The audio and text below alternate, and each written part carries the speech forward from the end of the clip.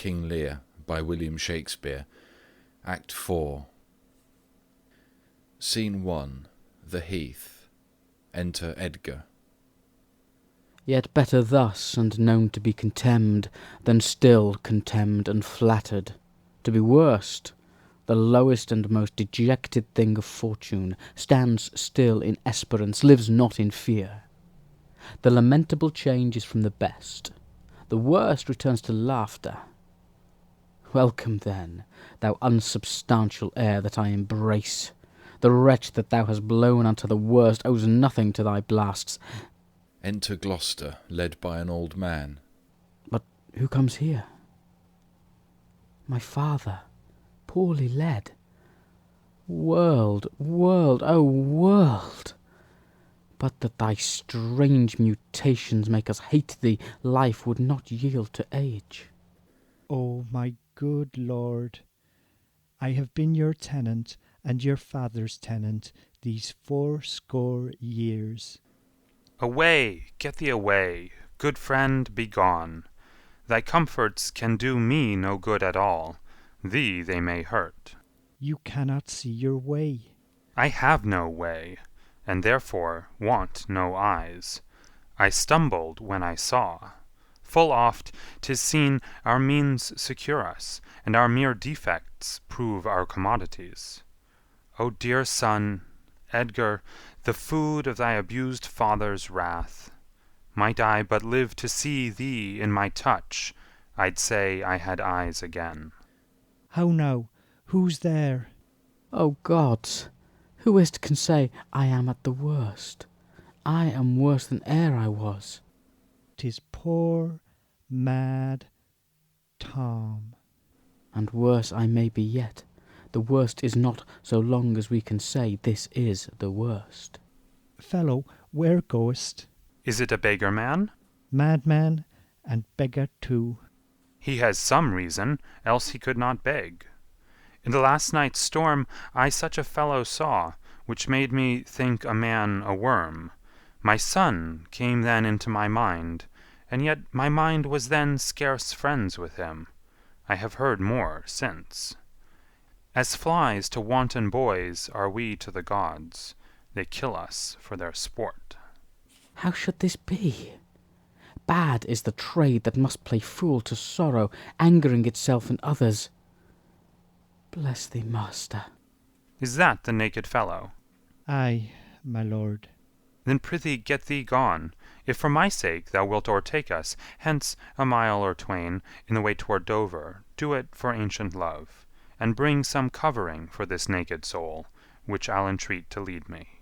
Alack, sir, he is mad. 'Tis the time's plague when mad men lead the blind. Do as I bid thee, or rather do thy pleasure. Above the rest, be gone. I bring him the best apparel that I have. Come on't what will. Exit. Sirrah, naked fellow. Poor Tom's a cold. I cannot daub it further. Come hither, fellow. And yet I must. Bless thy sweet eyes, they plead. Knowest thou the way to Dover? Both stile and gate, horseway and footpath. Poor Tom hath been scared out of his good wits. Bless thee, good man's son, from the foul fiend. 5 fiends have been in poor Tom at once. Of lust, as Obidicut, Hobbididence, Prince of Dumbness, Mahu of stealing, Modo of murder, Flippity-gibbet of mopping and mowing, who since possesses chambermaids and waiting women. So bless thee, master. Here, take this purse, thou whom the heavens' plagues have humbled to all strokes. That I am wretched makes thee the happier. Heavens, deal so still. Let the superfluous and lust-dieted man that slaves your ordinance, that will not see because he does not feel your power quickly. So distribution should undo excess, and each man have enough. Dost thou know Dover? Ay, master. There is a cliff, whose high and bending head looks fearfully in the confined deep. Bring me but to the very brim of it, and I'll repair the misery thou dost bear with something rich about me. From that place I shall no leading need. Give me thy arm. Poor Tom shall lead thee. Exeunt. Scene 2. Before the Duke of Albany's palace. Enter Goneril and Edmund, Oswald meeting them. Welcome, my lord. I marvel our mild husband not met us on the way. Now where's your master? Madam, within. But never a man so changed. I told him of the army that was landed. He smiled at it. I told him you were coming. His answer was the worse. Of Gloucester's treachery and the loyal service of his son, when I informed him, then he called me sot, and told me I had turned the wrong side out. What most he should dislike seems pleasant to him, what like offensive. To Edmund. Then shall you go no further. It is the cowish terror of his spirit that dares not undertake. He'll not feel wrongs which tie him to an answer. Our wishes on the way may prove effects. Back, Edmund, to my brother. Hasten his musters and conduct his powers. I must change arms at home, and give the distaff into my husband's hands. This trusty servant shall pass between us. Ere long you are like to hear, if you dare venture in your own behalf, a mistress's command. Giving a favour. Wear this, spare speech, decline your head. This kiss, if it durst speak, would stretch thy spirits up into the air. Conceive, and fare thee well. Yours in the ranks of death. My most dear Gloucester. Exit Edmund. Oh, the difference of man and man! To thee a woman's services are due. My fool usurps my body. Madam, here comes my lord. Exit. Enter Albany. I have been worth the whistle. Oh, Goneril, you are not worth the dust which the rude wind blows in your face. I fear your disposition. That nature which contemns it, origin cannot be bordered certain in itself. She that herself will sliver and disbranch from her material sap, must perforce wither and come to deadly use. No more, the text is foolish. Wisdom and goodness to the vile seem vile. Filths savour but themselves. What have you done? Tigers, not daughters, what have you performed? A father, and a gracious aged man, whose reverence even the head-lugged bear would lick. Most barbarous, most degenerate, have you madded? Could my good brother suffer you to do it? A man, a prince, by him so benefited.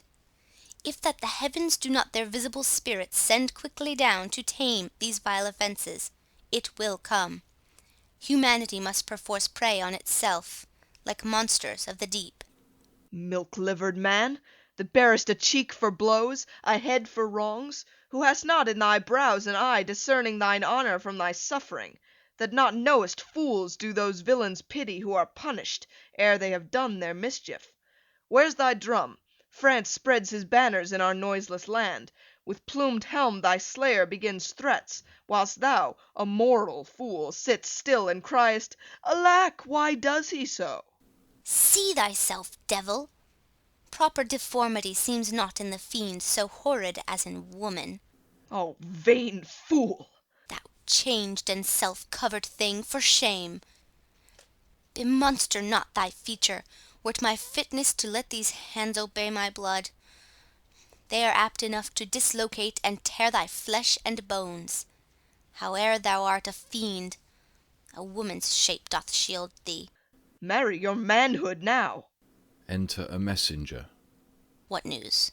Oh, my good lord, the Duke of Cornwall's dead, slain by his servant, going to put out the other eye of Gloucester. Gloucester's eyes. A servant that he bred, thrilled with remorse, opposed against the act, bending his sword to his great master, who, thereat enraged, flew on him, and amongst them felled him dead. But not without that harmful stroke which since hath plucked him after. This shows you are above, you justicers, that these our nether crimes so speedily can venge. But, oh, poor Gloucester, lost he his other eye? Both, my lord. This letter, madam, craves a speedy answer. 'Tis from your sister. One way I like this well, but being widow and my Gloucester with her, May all the building in my fancy pluck upon my hateful life. Another way the news is not so tart. I'll read and answer. Exit. Where was his son when they did take his eyes? Come with my lady hither. He is not here. No, my good lord, I met him back again. Knows he the wickedness? Ay, my good lord, 'twas he informed against him, and quit the house on purpose, that their punishment might have the freer course. Gloucester, I live to thank thee for the love thou show'dst the king, and to revenge thine eyes. Come hither, friend, tell me what more thou know'st. Exeunt. Scene 3. The French camp near Dover. Enter Kent and a gentleman. Why the King of France is so suddenly gone back, know you the reason? Something he left imperfect in the state, which, since his coming forth is thought of, which imports to the kingdom so much fear and danger, that his personal return was most required and necessary. Who hath he left behind him general? The Maréchal of France, Monsieur le Phare.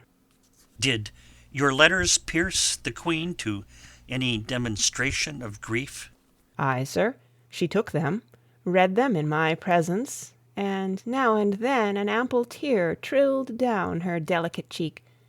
It seemed she was a queen over her passion, who most rebel-like sought to be king o'er her. Oh, then it moved her. Not to a rage. Patience and sorrow strove who should express her goodliest. You have seen sunshine and rain at once. Her smiles and tears were like a better day. Those happy smilets that played on her ripe lip seemed not to know what guests were in her eyes, which parted thence as pearls from diamonds dropped. In brief, sorrow would be a rarity most beloved, if all could so become it. Made she no verbal question? Faith, once or twice she heaved the name of father pantingly forth, as if it pressed her heart, cried, "Sisters, sisters, shame of ladies! Sisters, Kent, father, sisters, what, i' the storm, i' the night? Let pity not be believed." There she shook the holy water from her heavenly eyes, and clamour moistened. Then away she started to deal with grief alone. It is the stars. The stars above us govern our conditions. Else one self, mate and mate, could not beget such different issues. You spoke not with her since? No. Was this before the king returned? No, since. Well, sir, the poor distressed Lears in the town, who sometime, in his better tune, remembers what we are come about, and by no means will yield to see his daughter. Why, good sir? A sovereign shame so elbows him. His own unkindness, that stripped her from his benediction, turned her to foreign casualties, gave her dear rights to his dog-hearted daughters. These things sting his mind so venomously that burning shame detains him from Cordelia. Alack, poor gentleman! Of Albany's and Cornwall's powers you heard not? 'Tis so, they are afoot. Well, sir, I'll bring you to our master Lear, and leave you to attend him. Some dear cause will in concealment wrap me up a while. When I am known aright, you shall not grieve lending me this acquaintance. I pray you go along with me. Exeunt. Scene 4. The French camp. A tent. Enter Cordelia, physician and soldiers. Alack, 'tis he.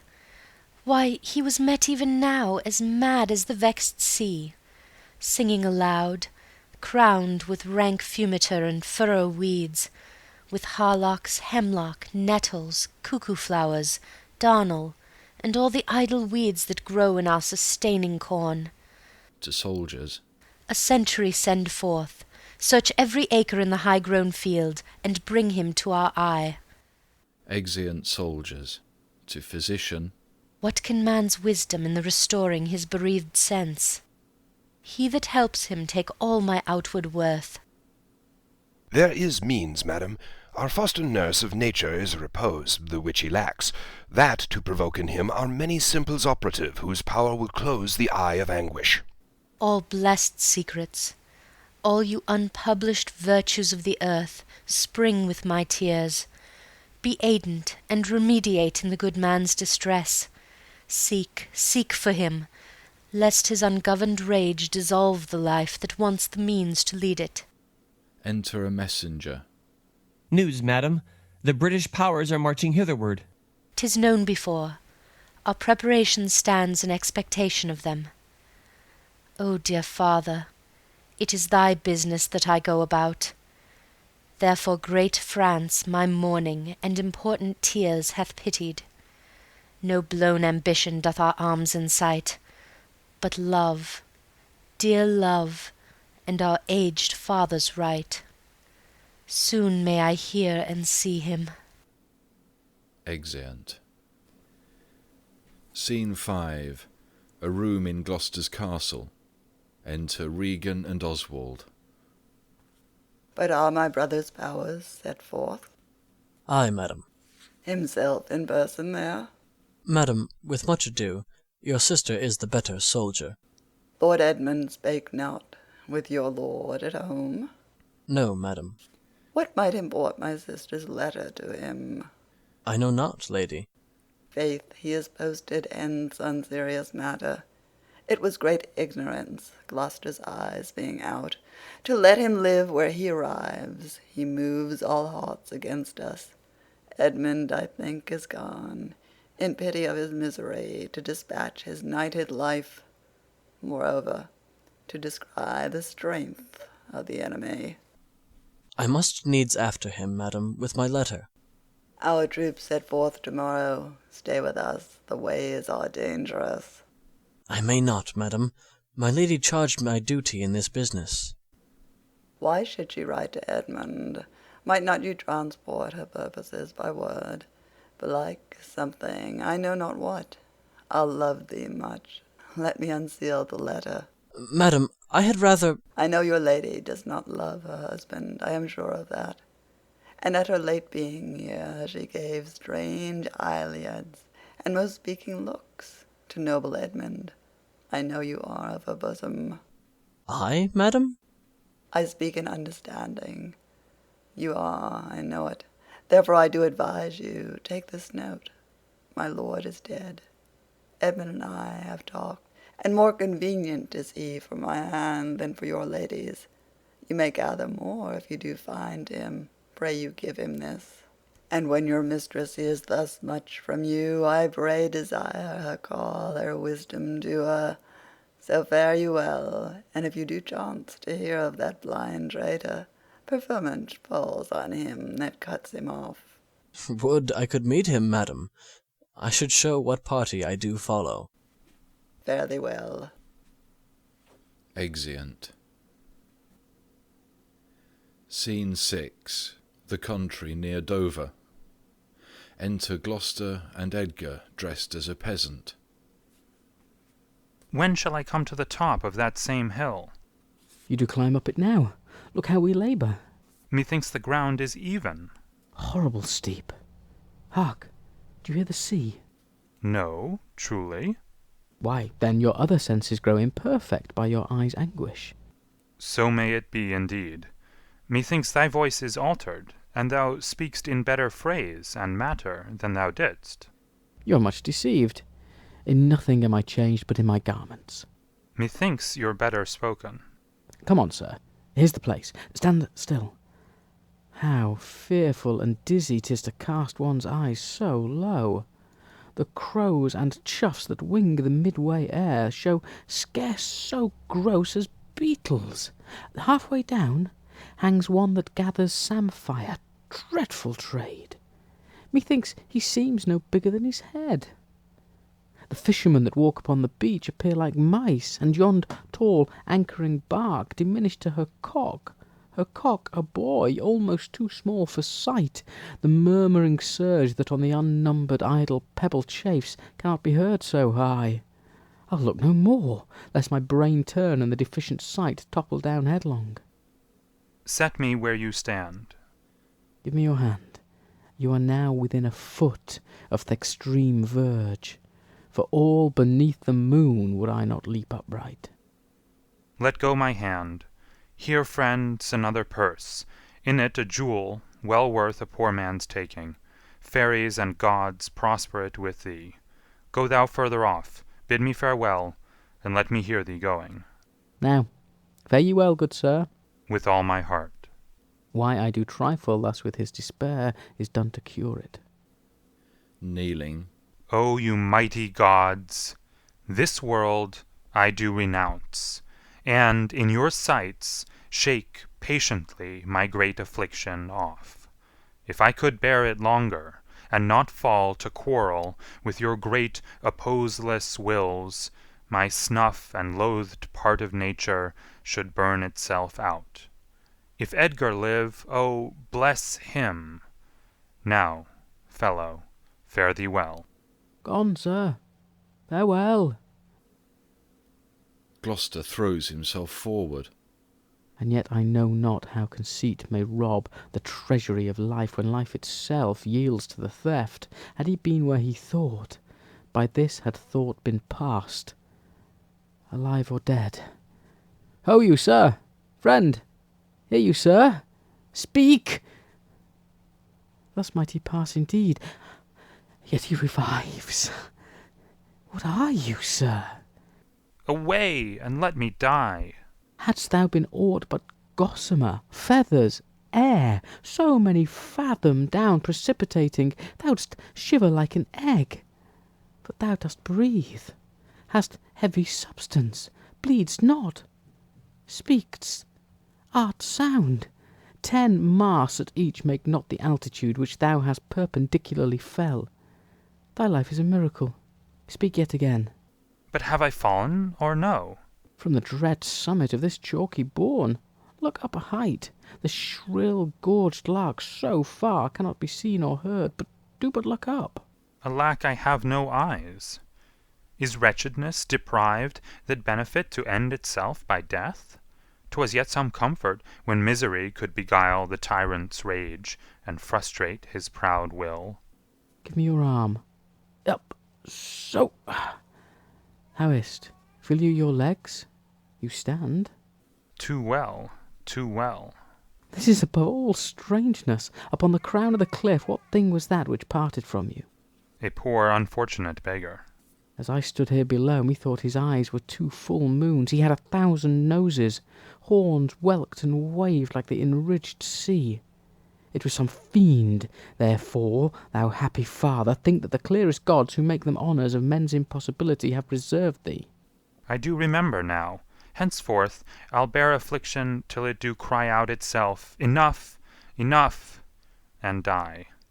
That thing you speak of, I took it for a man. Often 'twould say, The fiend, the fiend. He led me to that place. Bear free and patient thoughts. But who comes here? Enter Lear, fantastically dressed with wild flowers. The safer sense will ne'er accommodate his master thus. No, they cannot touch me for coining. I am the king himself. O thou side piercing sight! Nature's above art in that respect. There's your press money. That fellow handles his bow like a crow-keeper. Draw me a clothier's yard. Look, a mouse. Piece. This piece of toasted cheese will do't. There's my gauntlet. I'll prove it on a giant. Bring up the brown bills. Oh, well flown bird, i' the clout, Hugh. Give the word. Sweet marjoram. Pass. I know that voice. He falls to his knees. Ha! Goneril with a white beard. They flattered me like a dog, and told me I had white hairs in my beard head, and black ones were there, to say aye and no to everything I said. Aye and no, too, was no good divinity. When the rain came to wet me once, and the wind to make me chatter, when the thunder would not peace at my bidding, there I found 'em, there I smelt 'em out. Go to, they are not men of their words. They told me I was everything. 'Tis a lie. I'm not ague-proof. The trick of that voice I do well remember. Is't not the king? I, every inch a king? When I do stare, see how the subject quakes. I pardon that man's life. What was thy cause? Adultery. Thou shalt not die. Die for adultery, no. The wren goes to't, and the small gilded fly does lecher in my sight. Let copulation thrive. For Gloucester's bastard son was kinder to his father than my daughters got between the lawful sheets. To it, luxury, pell-mell, for I lack soldiers. Behold yon simpering dame, whose face between her forks presages snow. That minces virtue, and does shake the head to hear of pleasure's name. The fichu nor the soiled horse goes to it with a more riotous appetite. Down from the waist they are centaurs, though women all above. But to the girdle do the gods inherit. Beneath is all the fiends. There's hell, there's darkness, there is the sulphurous pit, burning, scalding, stench, consumption. Fie, fie, fie, pa, pa. Give me an ounce of civet, good apothecary, to sweeten my imagination. There's money for thee. He gives flowers. Oh, let me kiss that hand. Let me wipe it first. It smells of mortality. O ruined piece of nature, this great world shall so wear out to naught. Dost thou know me? I remember thine eyes well enough. Dost thou squinny at me? No, do thy worst, blind Cupid. I'll not love. Read thou this challenge. Mark but the penning of it. Were all the letters suns, I could not see one. I would not take this from report. It is, and my heart breaks at it. Read? What, with the case of eyes? Oh, are you there with me? No eyes in your head, nor no money in your purse? Your eyes are in a heavy case, your purse in a light. Yet you see how this world goes. I see it feelingly. What? Art mad? A man may see how the world goes with no eyes. Look with thine ears. See how yon justice rails upon yon simple thief. Hark! In thine ear. Change places. And handy-dandy, which is the justice, which is the thief? Thou hast seen a farmer's dog bark at a beggar? Ay, sir. And the creature run from the cur? There thou mightst behold the great image of authority. A dog's obeyed in office. Thou rascal beadle, hold thy bloody hand. Why dost thou lash that whore? Strike thine own back. Thou hotly lusted to use her in that kind for which thou whipped her. The usurer hangs the cozener. Through tattered clothes small vices do appear. Robes and furred gowns hide all. Plate sin with gold, and the strong lance of justice hurtless breaks. Arm it in rags, a pygmy's straw does pierce it. None doth offend. None, I say none, I label them. Giving flowers. Take that of me, my friend, who have the power to seal the accuser's lips. Get thee glass eyes, and like a scurvy politician seem to see the things thou dost not. Now. Pull off my boots. Harder, so. Oh, matter and impertinency mixed, reason in madness. If thou wilt weep my fortunes, take my eyes. I know thee well enough. Thy name is Gloucester. Thou must be patient. We came crying hither, thou know'st. The first time we smelt the air, we wail and cry. I will preach to thee, mark. He takes off his coronet of flowers. Alack! Alack the day! When we are born, we cry that we are come to this great stage of fools. This a good block. It were a delicate stratagem to shoe a troop of horse with felt. I'll put in proof, and when I have stolen upon these sons-in-law, then kill, kill, kill, kill, kill. He throws down his flowers and stamps on them. Enter a gentleman and 2 attendants. Gloucester and Edgar draw back. Oh, here he is. Lay hand upon him. Sir, your most dear daughter. No rescue. What, a prisoner? I am even the natural fool of fortune. Use me well, you shall have ransom. Let me have surgeons. I am cut to the brains. You shall have anything. No seconds. All myself. Why, this would make a man of salt to use his eyes for garden water-pots. Ay, and for laying autumn's dust. I will die bravely, like a smug bridegroom. What? I will be jovial. Come, come, I am a king, my masters, know you that? You are a royal one, and we obey you. Then there's life in't. Nay, and you get it, you shall get it by running. Sa, sa, sa, sa. Exit running, followed by attendants. A sight most pitiful in the meanest wretch, past speaking of in a king. Thou hast one daughter who redeems nature from the general curse which twain have brought her to. Hail, gentle sir. Sir, speed you. What's your will? Do you hear aught, sir, of a battle toward? Most sure and vulgar. Every one hears that which can distinguish sound. But by your favour, how near's the other army? Near and on speedy foot. The main descry stands on the hourly thought. I thank you, sir, that's all. Though that the Queen on special cause is here, her army is moved on. I thank you, sir. Exit gentlemen. You ever gentle gods, take my breath from me.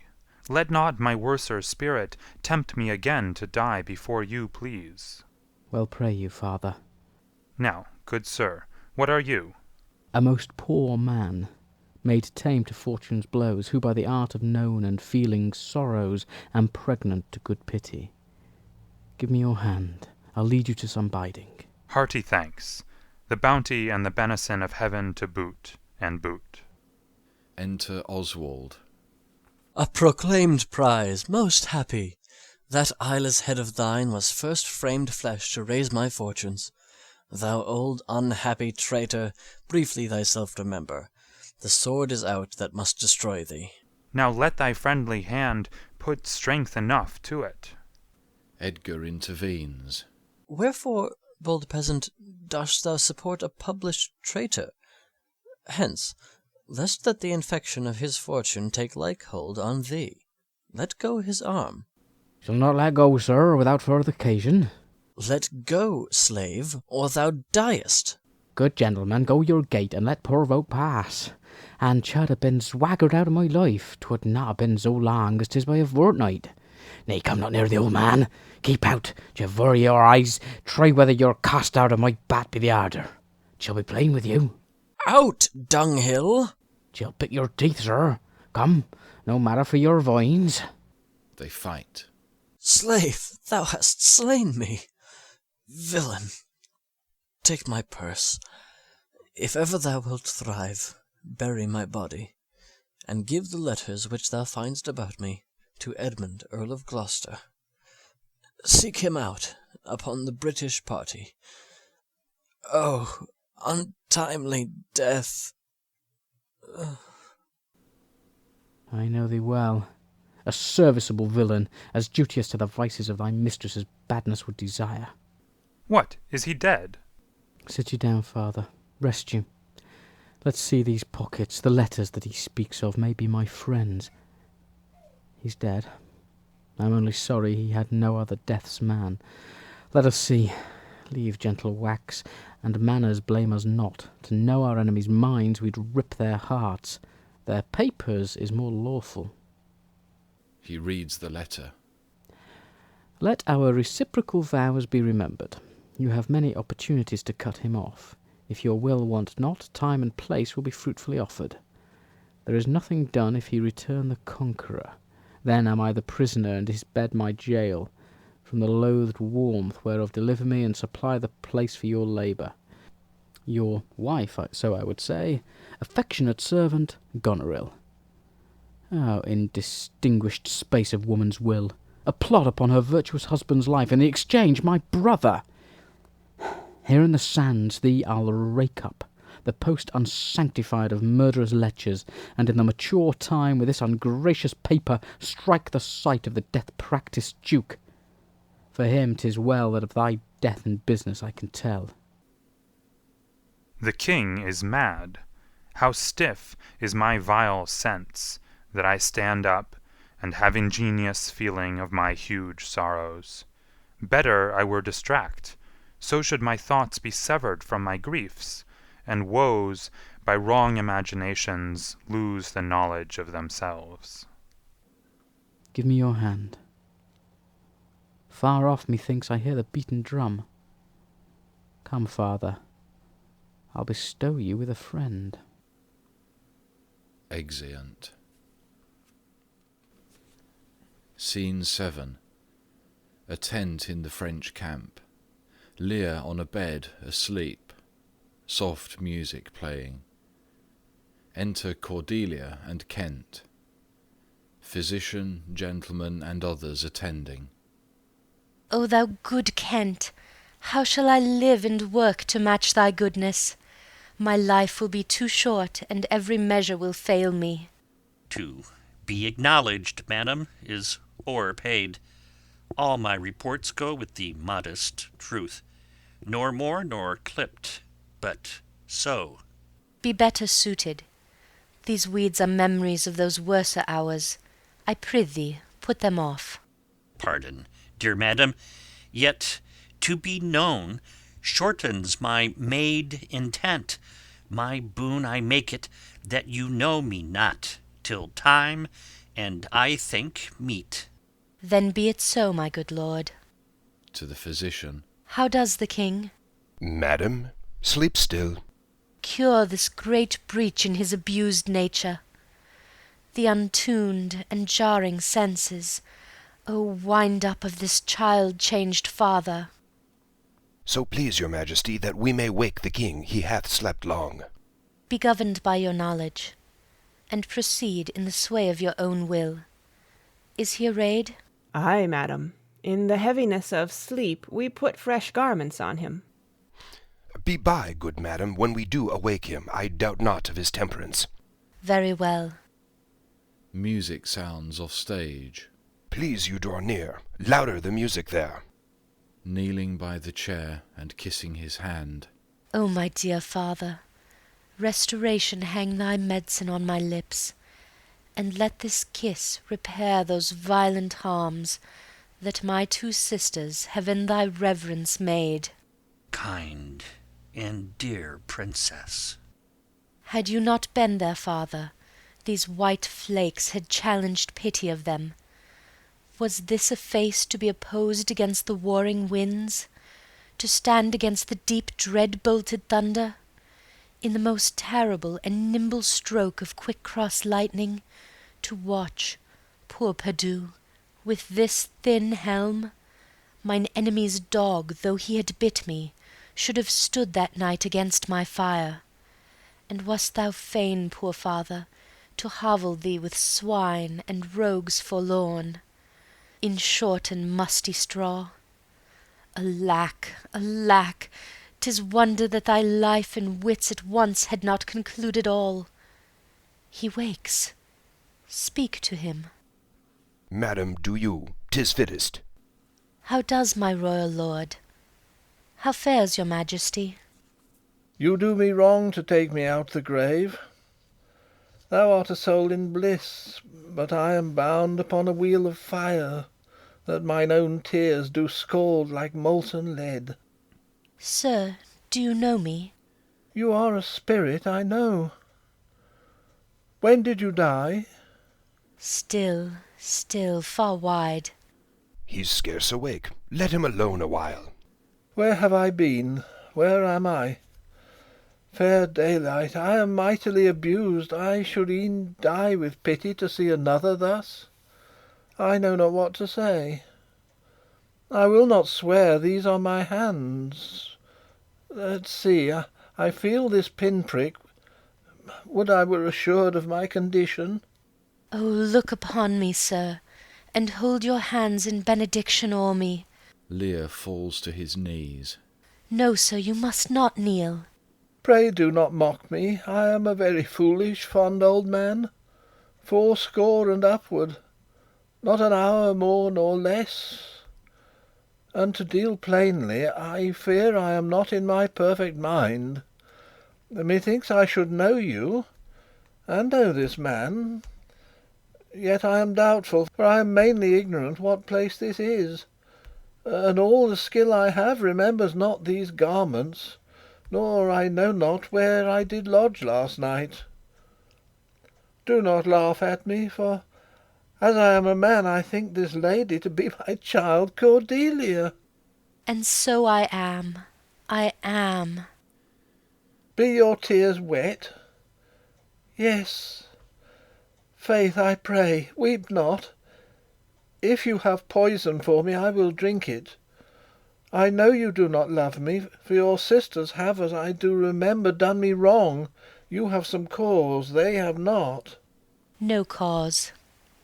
No cause. Am I in France? In your own kingdom, sir. Do not abuse me.